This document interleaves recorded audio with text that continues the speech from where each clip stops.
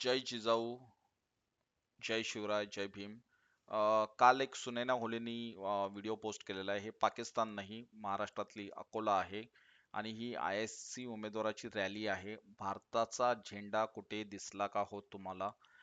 पाकिस्तानचा झेंडा आहे, ISISचा झेंडा आहे, पॅलेस्टाईन गाझाचे झेंडे आहेत आणि भारताचे नागरिक स्वतःला म्हणवून घेतात.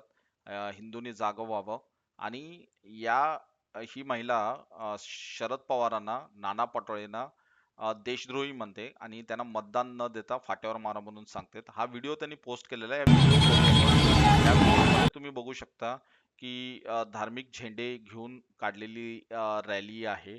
तर ह्या व्हिडिओचं व्हायरल व्हिडिओचं म्हणजे याच्यामध्ये पाकिस्तान, फिलिस्तीन, इराक, इराण असले झेंडे आहेत म्हणून सांगतात. असे कोणतेही झेंडे मला काही दिसत नाहीये त्याच्यामध्ये. पण तुम्हाला व्हिडिओ दाखवतो. हा ओरिजिनल व्हिडिओ आहे. या पोलिसांची गाडी पुढे कॉन्वॉयला पोलिसांची गाडी दिसेल तुम्हाला. इथेही पोलिसांची गाडी आहे. म्हणजे याचा अर्थ असा आहे की ह्या रॅलीला पोलिसांची परवानगी तुम्हाला दिसेल. या ठिकाणी तुम्ही आता ही रॅली येते त्यांची बघू शकता. धार्मिक झेंडे आहेत. मी इथे व्हिडिओ पॉज करतो. हे बघा, या ठिकाणी तुम्हाला भारताचा झेंडा तुम्हाला दिसेल. पुढे येणाऱ्या गाड्यांवरही तुम्हाला भरपूर ठिकाणी तुम्हाला भारताचे झेंडे दिसतील. हा 3.5 मिनिटाचा व्हिडिओ लातूर मधला आहे. जवळजवळ काहीतरी सप्टेंबर महिन्यामध्ये हा पोस्ट केलेला ईद ए मिलादची रॅली म्हणून त्यांनी तो पोस्ट केलेला व्हिडिओ आहे. तुम्हाला भारताचे झेंडे भरपूर दिसतील. मला कुठेही इतर देशाचे झेंडे याच्यामध्ये दिसत नाहीयेत. इथे हाही बघू शकता की हा भारताचा झेंडा घेऊन चाललेला व्यक्ती आहे गाडीमध्ये त्यांच्या.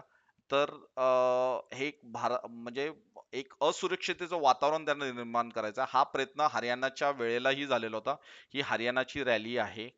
हरियाणामध्ये ते सांगतायत की बघा, मेवात के ममन खान की रॅली, इथे त्यांनी तशा पद्धतीने ते पोस्ट केलंय की ममन खानची रॅली आहे, मुस्लिम झेंडे आहेत.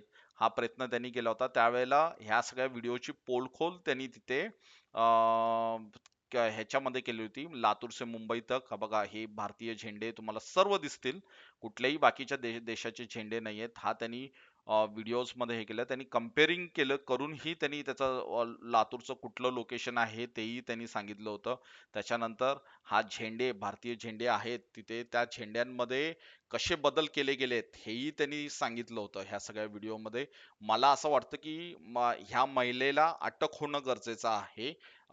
आज ECI ने त्याच्यामध्ये लक्ष घालणं, कमीत कमी येणाऱ्या नवीन सरकारने हिच्याकडे लक्ष देऊन हिला अटक करणं. कारण हिंदूंमध्ये असुरक्षतेची भावना निर्माण करण्याचा प्रयत्न कुठे ना कुठेतरी हे लोक करत आहेत.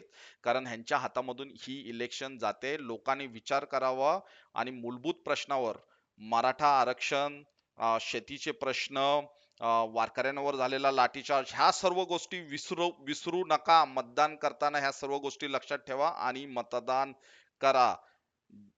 पुन्हा एकदा जय जिजाऊ, जय शिवराय, जय भीम. धन्यवाद.